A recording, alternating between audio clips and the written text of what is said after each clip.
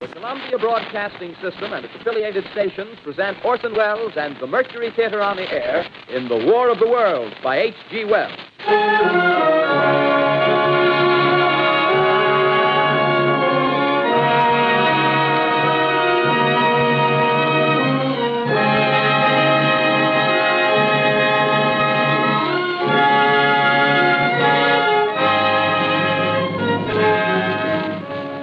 Ladies and gentlemen, the director of the Mercury Theater and star of these broadcasts, Orson Welles.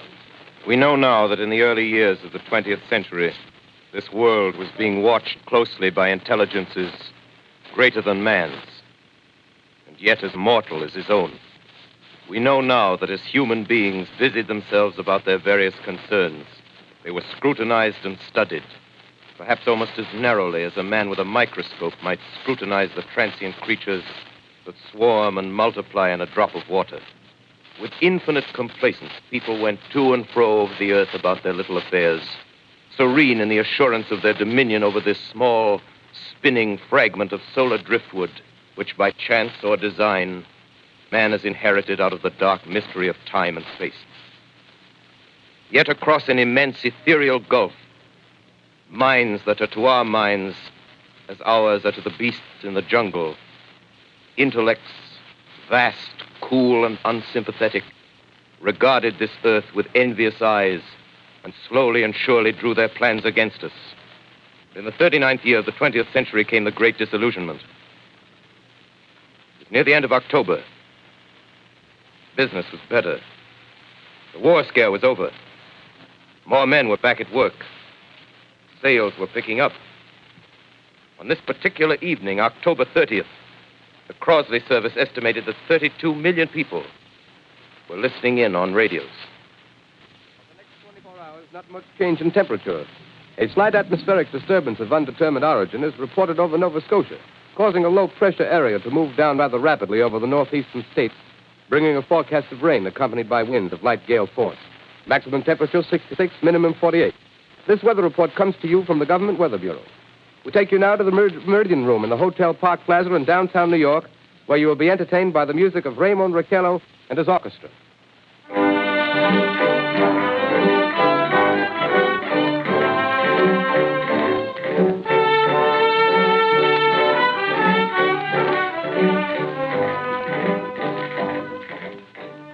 Good evening, ladies and gentlemen. From the Meridian Room in the Park Plaza Hotel in New York City, we bring you the music of Raymond Raquello and his orchestra. With a touch of the Spanish, Raymond Raquello leads off with La Comparsita.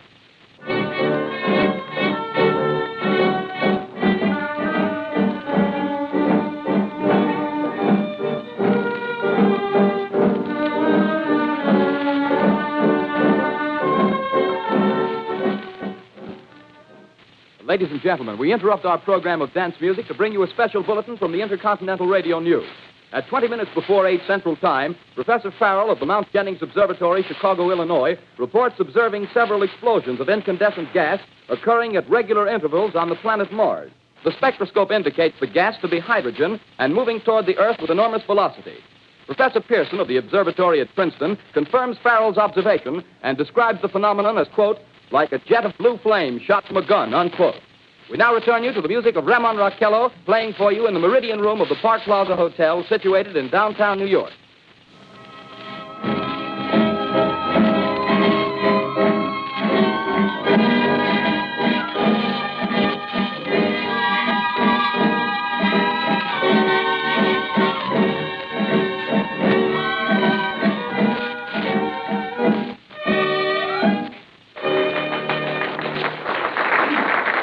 And now a tune that never loses favor, the ever-popular Stardust, Raymond Raquello and his orchestra.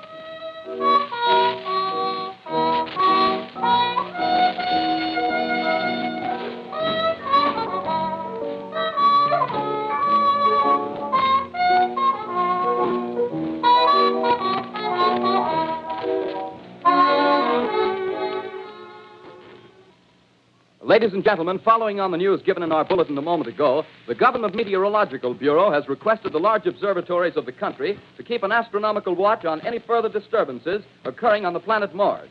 Due to the unusual nature of this occurrence, we have arranged an interview with the noted astronomer, Professor Pearson, who will give us his views on this event. In a few moments, we will take you to the Princeton Observatory at Princeton, New Jersey. We return you until then to the music of Ramon Raquello and his orchestra.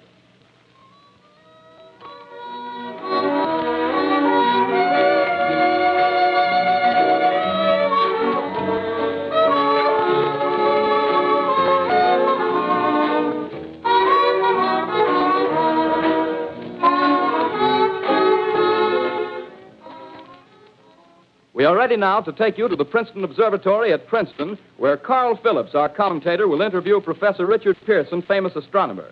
We take you now to Princeton, New Jersey. Good evening, ladies and gentlemen. This is Carl Phillips speaking to you from the observatory at Princeton. I'm standing in a large semicircular room, pitch black except for an oblong split in the ceiling. Through this opening, I can see a sprinkling of stars that cast a kind of frosty glow over the intricate mechanism of the huge telescope. The ticking sound you hear is the vibration of the clockwork. Professor Pearson stands directly above me on a small platform, peering through the giant lens. I'll ask you to be patient, ladies and gentlemen, during any delay that may arise during our interview. Besides the ceaseless watch of the heavens, Professor Pearson may be interrupted by telephone or other communications. During this period, he is in constant touch with the astronomical centers of the world. Professor, may I begin our questions? Any time, Mr. Phillips. Professor, would you please tell our radio audience exactly what you see as you observe the planet Mars through your telescope? Nothing unusual at the moment, Mr. Phillips. A red disk swimming in a blue sea. Transverse stripes across the disk.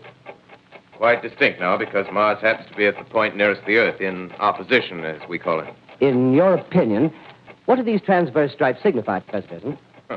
Not canals, I can assure you, Mr. Phillips. See.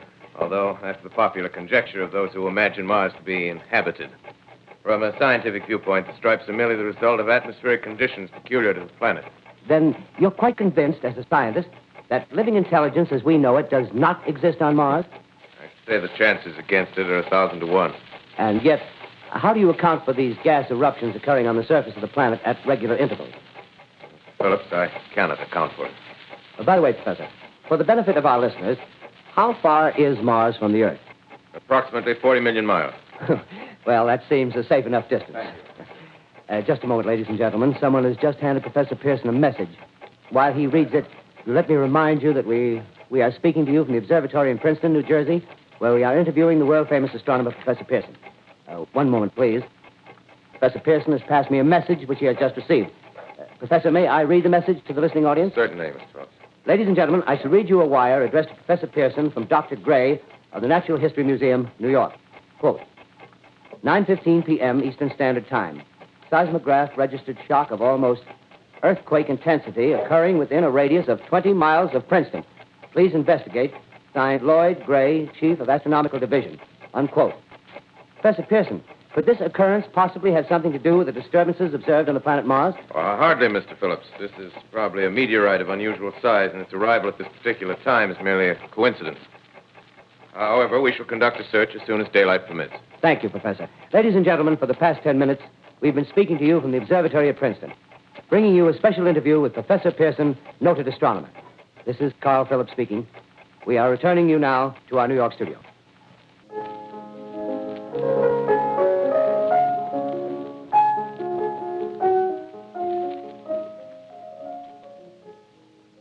Ladies and gentlemen, here is the latest bulletin from the Intercontinental Radio News. Toronto, Canada.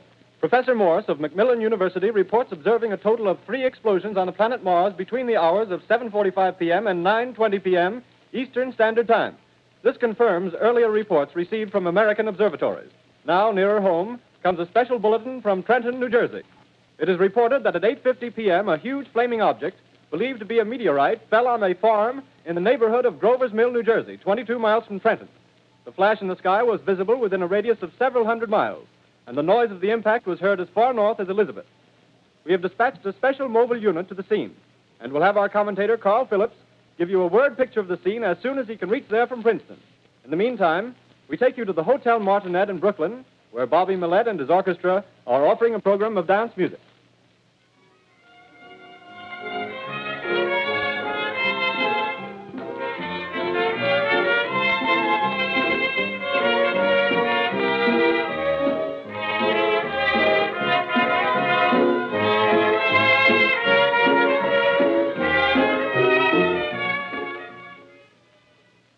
take you now to Grover's Mill, New Jersey. Ladies and gentlemen, this is Carl Phillips again, out at the Wilmot Farm, Grover's Mill, New Jersey. Professor Pearson and myself made the 11 miles from Princeton in 10 minutes. Well, I hardly know where to begin. To paint for you a word picture of the strange scene before my eyes, like something out of a modern Arabian Nights. Well, I just got here. I haven't had a chance to look around yet. I guess that's it. Yes, I guess that's the thing directly in front of me, half buried in a vast pit. Must have struck with terrific force. The ground is covered with splinters of a tree. It must have struck on its way down. But I can see the object itself doesn't look very much like a meteor. At least not the meteors I've seen. It looks more like a huge cylinder. Has a diameter of, what would you say, Professor Pearson? What's that?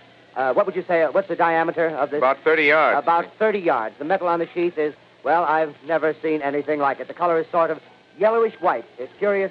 Spectators now are pressing close to the object in spite of the efforts of the police to keep them back.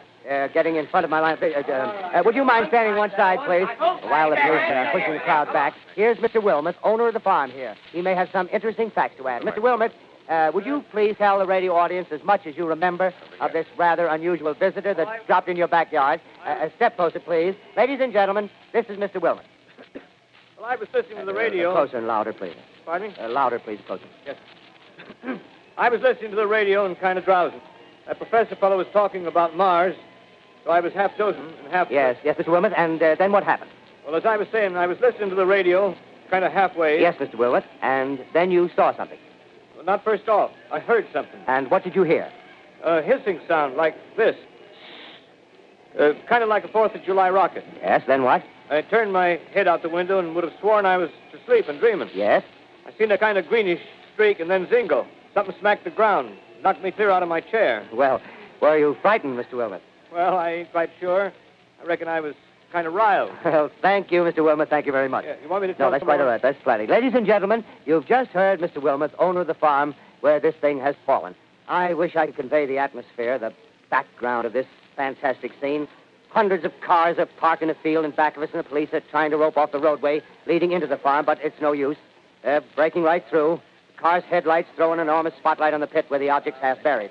Now, some of the more daring souls now are venturing near the edge. The silhouettes stand out against the metal sheen. One man wants to touch the thing. He's having an argument with the policeman. Now, the policeman wins. Now, ladies and gentlemen, there's something I haven't mentioned in all this excitement, but it's becoming more distinct. Perhaps you've caught it already on your radio. Listen, please. Do you hear it?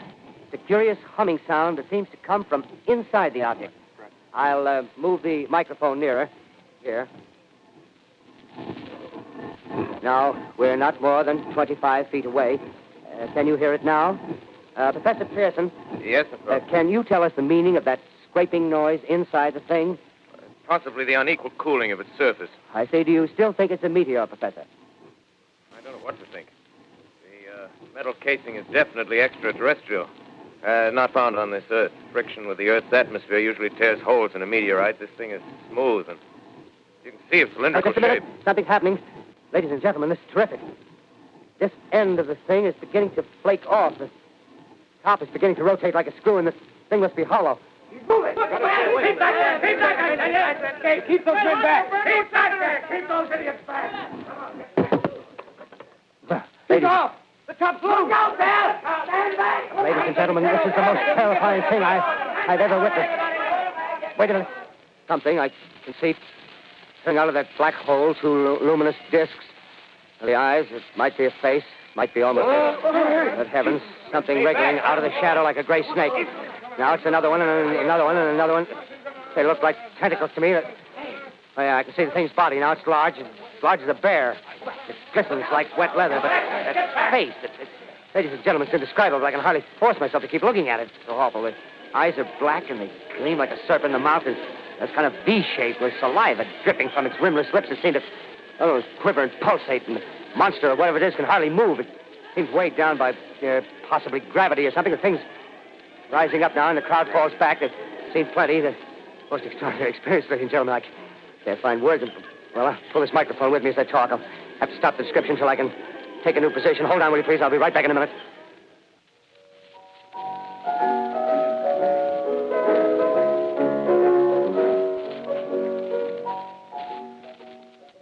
We are bringing you an eyewitness account of what's happening on the Wilmuth Farm, Grover's Mill, New Jersey.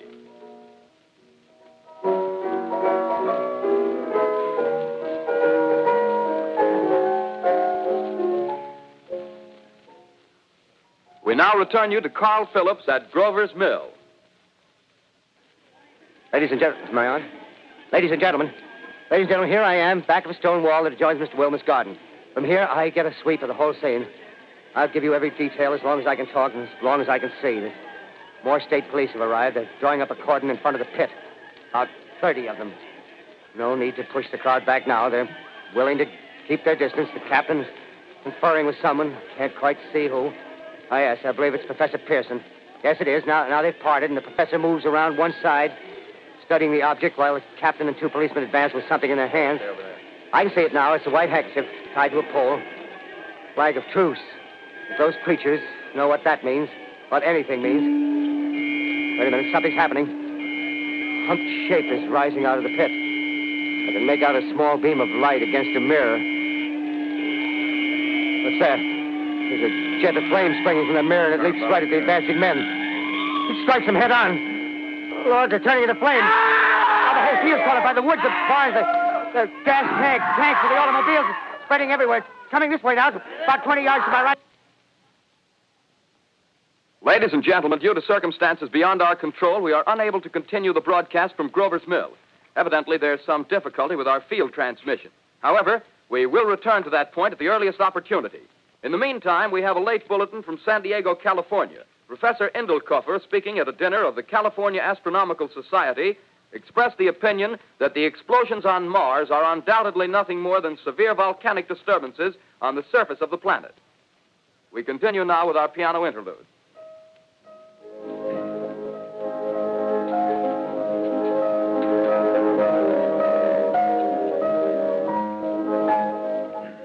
Ladies and gentlemen, I've just been handed a message that came in from Grover's Mill by telephone. Just one moment, please.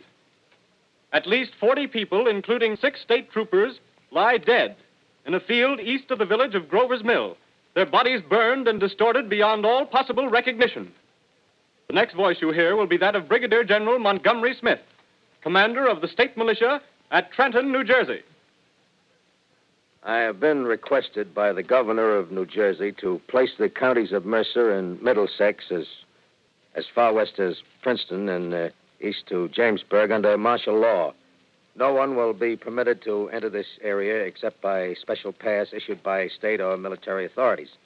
4 companies of state militia are proceeding from Trenton to Grover's Mill and will aid in the evacuation of homes within the range of military operations. Thank you. You have just been listening to General Montgomery Smith, commanding the state militia at Trenton. In the meantime, further details of the catastrophe at Grover's Mill are coming in. The strange creatures, after unleashing their deadly assault, crawled back in their pit and made no attempt to prevent the efforts of the firemen to recover the bodies and extinguish the fire. The combined fire departments of Mercer County are fighting the flames which menace the entire countryside. We have been unable to establish any contact with our mobile unit at Grover's Mill, but we hope to be able to return you there at the earliest possible moment. In the meantime, we take you to... Just one moment, please. Ladies and gentlemen, I have just been informed that we have finally established communication with an eyewitness of the tragedy. Professor Pearson has been located at a farmhouse near Grover's Mill, where he has established an emergency observation post. As a scientist, he will give you his explanation of the calamity. The next voice you hear will be that of Professor Pearson, brought to you by direct wire. Professor Pearson. Of the creatures in the rocket cylinder at Grover's Mill, I can give you no authoritative information, either as to their nature, their origin, or their purposes here on Earth. Of their destructive instrument, I might venture some conjectural explanation. For want of a better term, I shall refer to the mysterious weapon as a heat ray. It's all too evident that these creatures have scientific knowledge far in advance of our own. It's my guess that in some way they are able to generate an intense heat in a chamber of practically absolute non-conductivity. This intense heat they project in a parallel beam against any object they choose by means of a polished parabolic mirror of unknown composition, much as the mirror of a lighthouse projects a beam of light. That is my conjecture of the origin of the heat ray. Thank you, Professor Pearson. Ladies and gentlemen, here is a bulletin from Trenton. It is a brief statement informing us that the charred body of Carl Phillips has been identified in a Trenton hospital. Now, here's another bulletin from Washington, D.C. The Office of the Director of the National Red Cross reports 10 units of Red Cross emergency workers have been assigned to the headquarters of the state militia, stationed outside of Grover's Mill, New Jersey. Here's a bulletin from State Police, Princeton Junction. The fires at Grover's Mill and vicinity are now under control.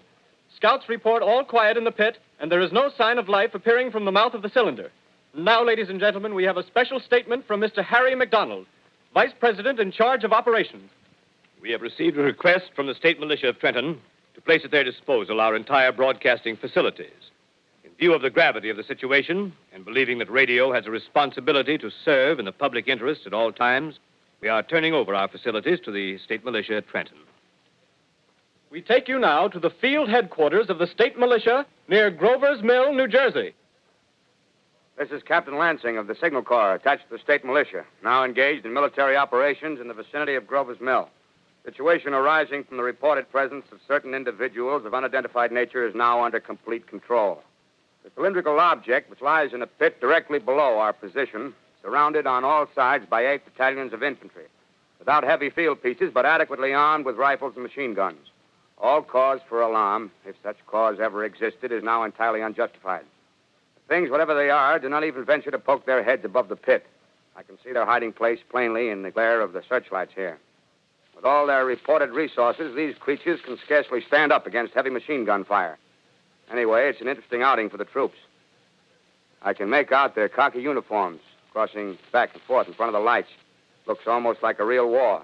There appears to be some slight smoke in the woods bordering the Millstone River, probably fire started by campers. Well, we ought to see some action soon. One of the companies is deploying on the left flank. A quick thrust and it'll all be over. Now, wait a minute. I see something on top of the cylinder. No, it's nothing but a shadow.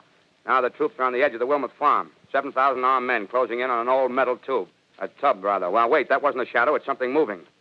Solid metal, kind of a shield-like affair rising up out of the cylinder. It's going higher and higher. What? It's standing on legs, actually rearing up on a sort of metal framework. Now it's reaching above the trees, and the searchlights are on it. Hold on. Ladies and gentlemen, I have a grave announcement to make. Incredible as it may seem, both the observations of science and the evidence of our eyes lead to the inescapable assumption that those strange beings who landed in the Jersey farmlands tonight are the vanguard of an invading army from the planet Mars. The battle which took place tonight at Grover Mills has ended in one of the most startling defeats ever suffered by an army in modern times. 7,000 men armed with rifles and machine guns pitted against a single fighting machine of the invaders from Mars. 120 known survivors. The rest strewn over the battle area from Grover's Mill to Plainsboro, crushed and trampled to death under the metal feet of the monster, or burned to cinders by its heat ray. The monster is now in control of the middle section of New Jersey and has effectively cut the state through its center. Communication lines are down from Pennsylvania to the Atlantic Ocean. Railroad tracks are torn and service from New York to Philadelphia discontinued, except routing some of the trains through Allerton and Phoenixville. Highways to the north, south, and west are clogged with frantic human traffic.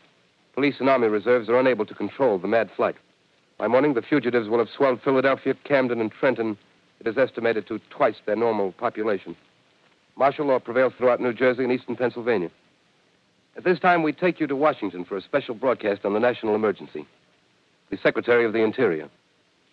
Citizens of the nation, I shall not try to conceal the gravity of the situation that confronts the country, nor the concern of your government in protecting the lives and property of its people.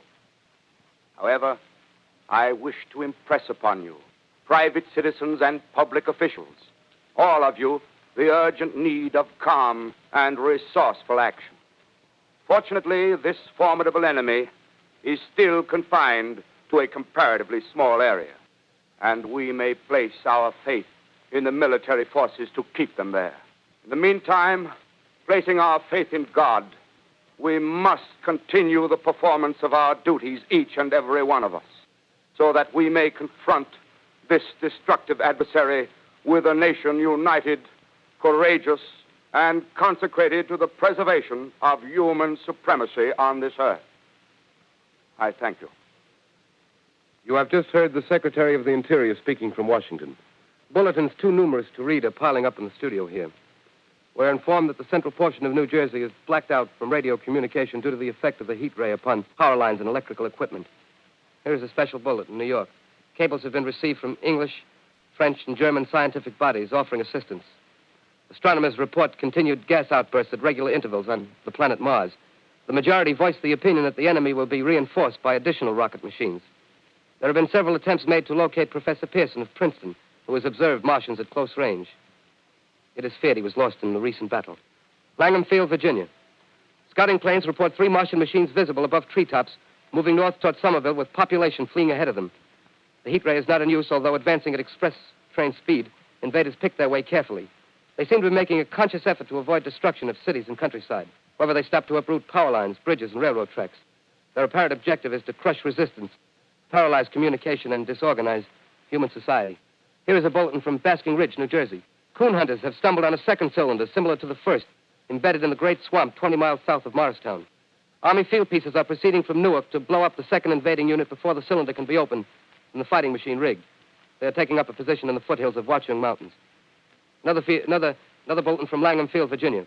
Scouting planes report enemy machines, now 3 in number, increasing speed northward, kicking over houses and trees in their evident haste to form a conjunction with their allies south of Morristown.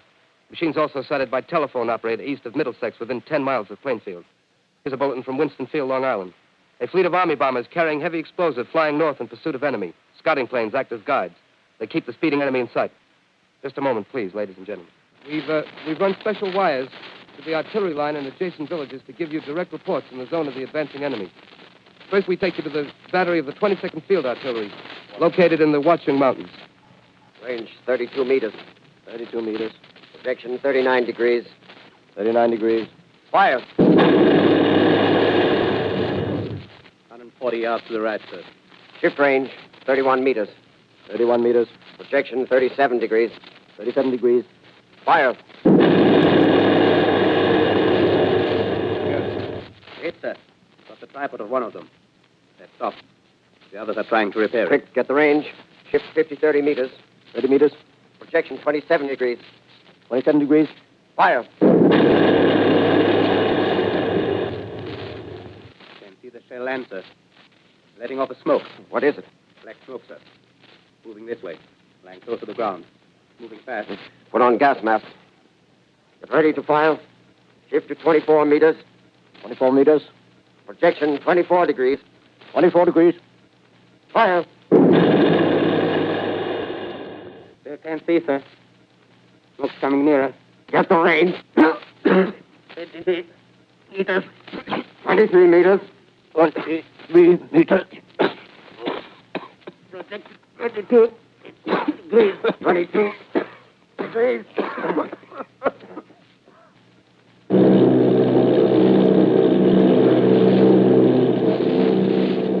Army bombing plane V-843 off Bayonne, New Jersey. Lieutenant Vogt, commanding 8 bombers, reporting to Commander Fairfax, Langham Field. This is Vogt reporting to Commander Fairfax, Langham Field. Enemy tripod machines now in sight. Reinforced by 3 machines from the Morristown cylinder. 6 altogether. 1 machine partially crippled. Believed hit by shell from Army gun in Watchung Mountains. Guns now appear silent. A heavy black fog hanging close to the earth of extreme density, nature unknown. No sign of heat ray. Enemy now turns east, crossing Passaic River into the Jersey marshes. Another straddles the Pulaski Skyway. Evident objective is New York City. They're pushing down a high-tension power station. The machines are close together now, and we're ready to attack. Planes circling, ready to strike. 1,000 yards, and we'll be over the first. 800 yards. 600.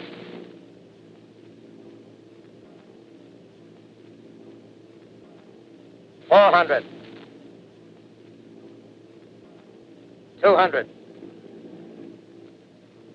There they go. Giant arm raised. Green flash. Spraying us with flame. 2,000 feet. Engines are giving out. No chance to release bombs. Only one thing left. Drop on them, plane and all. We're diving on the first one. Now the engine's gone. 8. This is Bayonne, New Jersey, calling Langham Field. This is Bayonne, New Jersey, calling Langham Field. Come in, please. This is Langham Field. Go ahead. 8 Army bombers in engagement with enemy tripod machines over Jersey Flats. Engines incapacitated by heat ray. All crashed. 1 enemy machine destroyed. Enemy now discharging heavy black smoke in direction of... This is Newark, New Jersey. This is Newark, New Jersey. Warning. Poisonous black smoke pouring in from Jersey marshes. Reaches South Street. Gas masks useless. Urge population to move into open spaces. Automobiles use routes 7, 23, 24. Avoid congested areas. Smoke now spreading over Raymond Boulevard. 2X2L calling CQ. 2X2L calling CQ. 2X2L calling 8X3R. Come in, please. This is 8X3R coming back at 2X2L. How's reception? How's reception? K, please. Where are you, 8X3R? What's the matter? Where are you?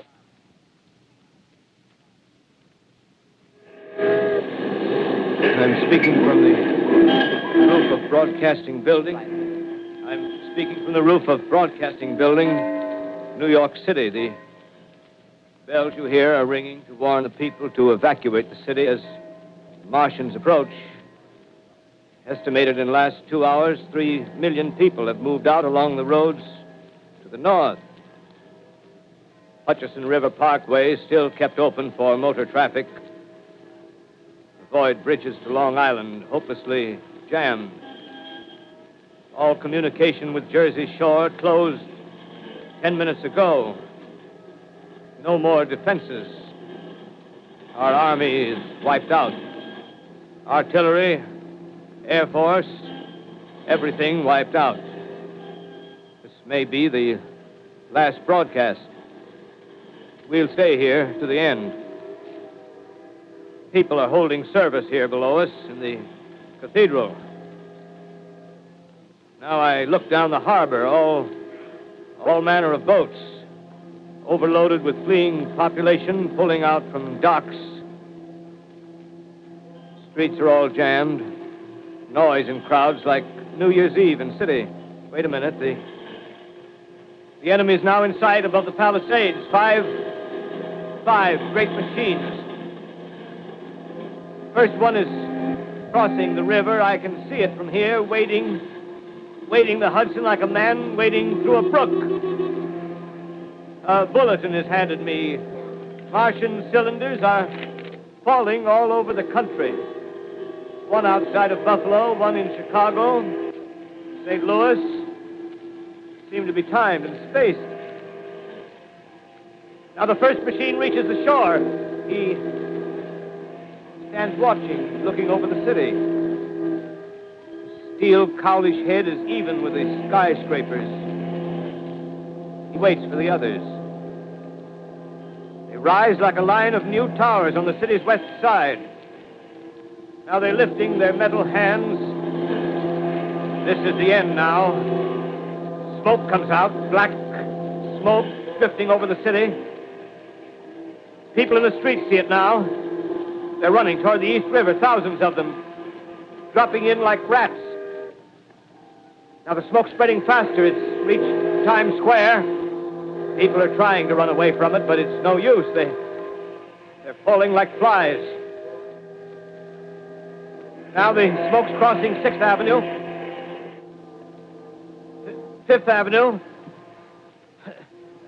100 yards away. It's 50 feet.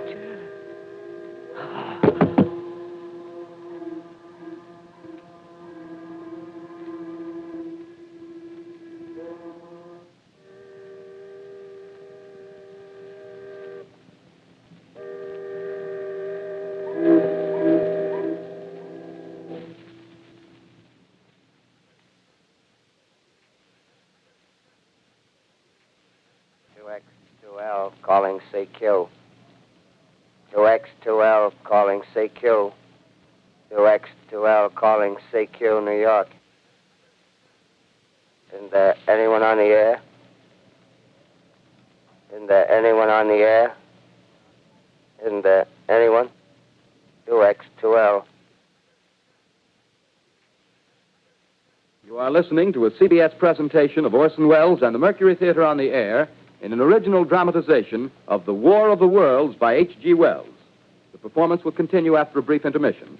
This is the Columbia Broadcasting System. The War of the Worlds by H.G. Wells, starring Orson Welles and the Mercury Theater on the Air.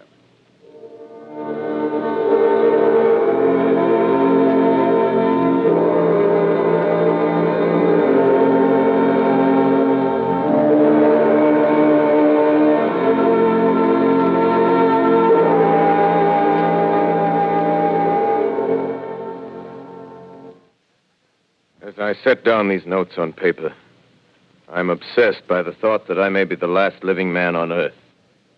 I've been hiding in this empty house near Grover's Mill, a small island of daylight cut off by the black smoke from the rest of the world. All that happened before the arrival of these monstrous creatures in the world now seems part of another life. A life that has no continuity with the present. Furtive existence of the lonely derelict who pencils these words on the back of some astronomical notes bearing the signature of Richard Pearson. I look down at my blackened hands, and I try to connect them with a professor who lives at Princeton and who, on the night of October 20th, glimpsed through his telescope an orange splash of light on a distant planet. My wife, my colleagues, my students, my books, my observatory, my world. Where are they? Did they ever exist? Am I Richard Pearson? What day is it? Do days exist without calendars? Does time pass when there are no human hands left to wind the clocks? In writing down my daily life, I tell myself I shall preserve human history between the dark covers of this little book that was meant to record the movements of the stars. But to write, I must live, and to live, I must eat. Find moldy bread in the kitchen and an orange not too spoiled to swallow. Keep watch at the window. Time to time, I catch sight of a Martian above the black smoke.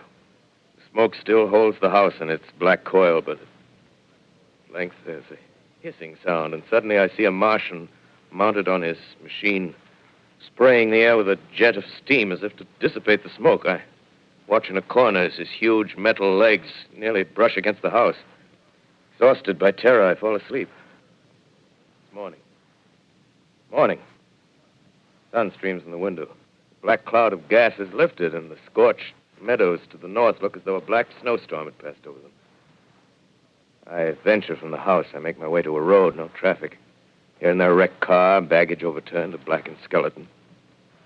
Push on north. For some reason, I feel safer trailing these monsters than running away from them. And I keep a careful watch.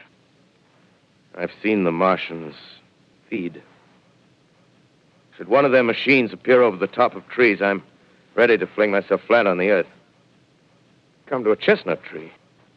October. Chestnuts are ripe. Fill my pockets. I must keep alive. 2 days I wander in a vague northerly direction through a desolate world. Finally, I notice a living creature. A small red squirrel in a beech tree. I stare at him and wonder. He stares back at me. I believe at that moment the animal and I shared the same emotion. The joy of finding another living being. Push on north. I find dead cows in a brackish field, and beyond the charred ruins of a dairy, the silo remains standing guard over the wasteland like a lighthouse. Deserted by the sea. Astride the silo perches a weathercock. The arrow points north. North. Next day, I come to a city. City vaguely familiar in its contours, yet its buildings strangely dwarfed and leveled off as if a giant had sliced off its highest towers with a capricious sweep of his hand. Reached the outskirts, I found Newark. Newark, undemolished but humbled by some whim of the advancing Martians. Presently, with an odd feeling of being watched, I caught sight of something crouching in a doorway. I made a step towards it. It rose up and became a man. A man armed with a large knife. Stop! Where do you come from? I come from many places. A long time ago, from Princeton. Princeton, huh? That's near Grover's Mill. Yes. Grover's Mill. There's no food here. This is my country. All this end of town down the river. There's only food for one. Which way are you going? I don't know. I guess I'm looking for people. Hey, what was that? Did you hear something just then? No, only a bird. A live bird. Yeah. You get to know that birds have shadows these days. Say, we're in the open here. Let's crawl in this doorway here and talk. Have you seen any Martians? No. They're going over to New York. Night, the sky's alive with their lights, just as if people were still living in it. By daylight, you can't see them. 5 days ago, a couple of them carried something big across the flats from the airport. I think they're learning how to fly. Fly? Yeah, fly. Then it's all over with humanity. Stranger, there's still you and I. 2 of us left. Yeah. They got themselves in solid. They wrecked the greatest country in the world. Those green stars, they're probably falling somewhere every night. They've only lost one machine. There isn't anything to do. We're done. We're licked. Where were you? You're in a uniform. Yeah, what's left of it. I was in the militia. National Guard. That's good. There wasn't any war. Any more than there's war between men and ants. Yes, but we're eatable ants. I found that out. What'll they do to us? I thought it all out. Right now, we're caught as we're wanted. A Martian only has to go a few miles to get a crowd on the run. But they won't keep on doing that. They'll begin catching us systematic, like keeping the best and storing us in cages and things. They haven't begun on us yet. Not begun? Not begun. All that's happened so far is because we don't have sense enough to keep quiet. Bothering them with guns and such stuff and losing our heads and rushing off in crowds. No, instead of our rushing around blind, we got to fix ourselves up according to the way things are now. Cities, nations, civilization, progress. Yes, but if that's so, what is there to live for? Well, there won't be any more concerts for 1,000,000 years or so and no nice little dinners at restaurants. If it's amusement you're after, I guess the game's up. What is there left? Life, that's what. I want to live. Yeah, and so do you. We're not going to be exterminated. And I don't mean to be caught either. Tamed and fattened and bred like an ox. What are you going to do? I'm going on. Right under their feet. I got a plan. We men, as men, we're finished. We don't know enough. We got to learn plenty before we got a chance. And we've got to live and keep free while we learn, see? I've thought it all out, see? Well, tell me the rest. Well, it isn't all of us that are made for wild beasts. That's what it got to. That's what it got to be. That's why I watched you. Watched you. All those little office workers that used to live in these houses. They be no good. They haven't any stuff in them. They used to run off to work. I've seen hundreds of them running to catch their commuter's train in the morning, afraid they'd get canned if they didn't. Running back at night, afraid they wouldn't be in time for dinner. Lives insured and a little invested in case of accidents. Yeah, and on Sundays, worried about the hereafter. Well, the Martians, they'll be a godsend for those guys.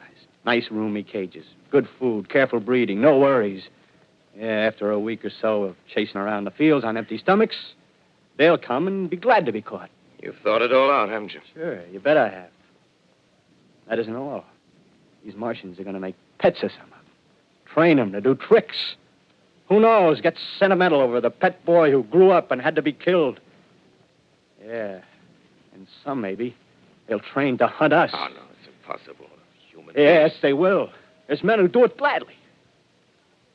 If one of them ever comes after me, by... In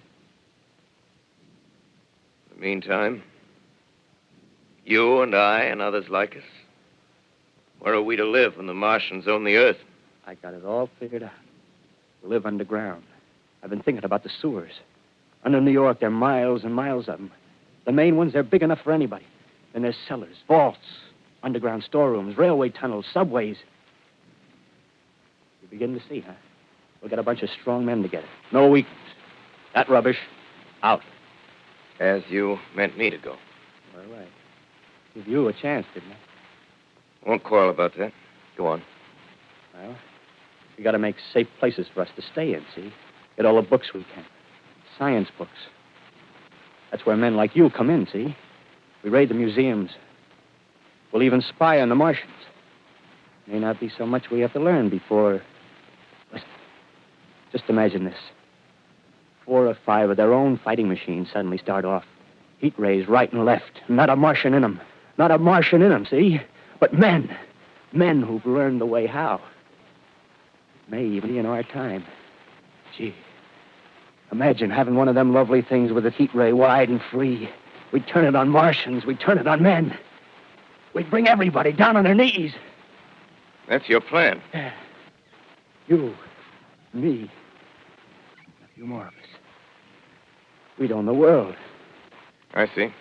Hey, what's the matter? Where are you going? Not to your world. Bye, stranger. Well, after parting with the artilleryman, I came at last to the Holland Tunnel. I entered that silent tube. Anxious to know the fate of the great city on the other side of the Hudson. Cautiously, I came out of the tunnel and made my way up Canal Street. Reached 14th Street, and there again were black powder and several bodies and an evil, ominous smell from the gratings of the cellars of some of the houses. I wandered up through the 30s and 40s. Stood alone on Times Square. Caught sight of a lean dog running down 7th Avenue with a piece of dark brown meat in his jaws and a pack of starving mongrels at his heels. Made a wide circle around me as though he feared I might prove a fresh competitor.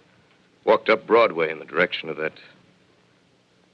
strange powder, past silent shop windows, displaying their mute wares to empty sidewalks. Past the Capitol Theater, silent, dark. Past a shooting gallery where a row of empty guns faced an arrested line of wooden ducks. Near Columbus Circle, I noticed models of 1939 motor cars in the showrooms facing empty streets. Over the top of the General Motors building, I watched a flock of black birds circling in the sky. Hurried on. Suddenly, I caught sight of the hood of a Martian machine, standing somewhere in Central Park, gleaming in the late afternoon sun. An insane idea. I rushed recklessly across Columbus Circle and into the park. I climbed a small hill above the pond at 60th Street, and from there I could see standing in a silent row along the mall 19 of those great metal titans, their cowls empty, their steel arms hanging listlessly by their sides. I looked in vain for the monsters that inhabit those machines. Suddenly, my eyes were attracted to the immense flock of black birds that hovered directly below me. They circled to the ground. And there before my eyes, stark and silent, lay the Martians with the hungry birds pecking and tearing brown shreds of flesh from their dead bodies. Later, when their bodies were examined in laboratories, it was found that they were killed by the putrefactive and disease bacteria against which their systems were unprepared. Slain, after all, man's defenses had failed by the humblest thing that God, His wisdom, has put upon this earth. Before the cylinder fell, there was a general persuasion that through all the deep of space, no life existed beyond the petty surface of our minute sphere. Now we see further.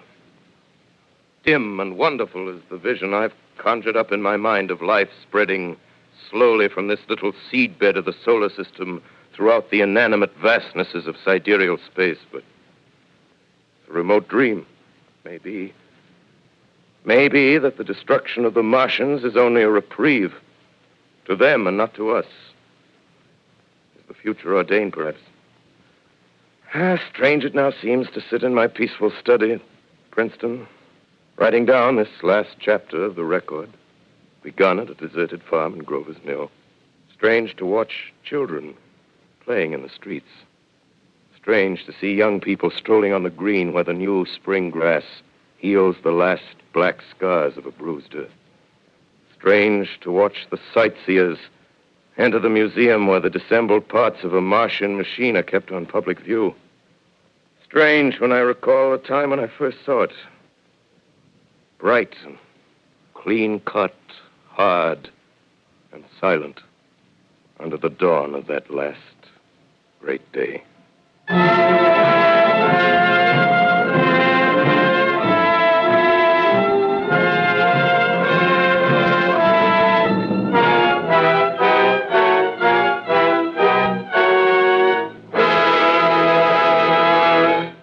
This is Orson Welles, ladies and gentlemen, out of character, to assure you that the War of the Worlds has no further significance than as the holiday offering it was intended to be.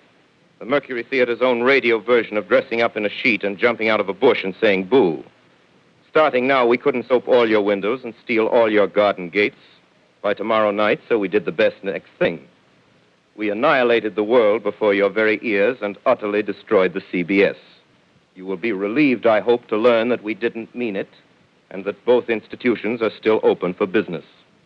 So goodbye, everybody, and remember, please, for the next day or so, the terrible lesson you learned tonight. That grinning, glowing, globular invader of your living room is an inhabitant of the pumpkin patch, and if your doorbell rings and nobody's there, that was no Martian. It's Halloween.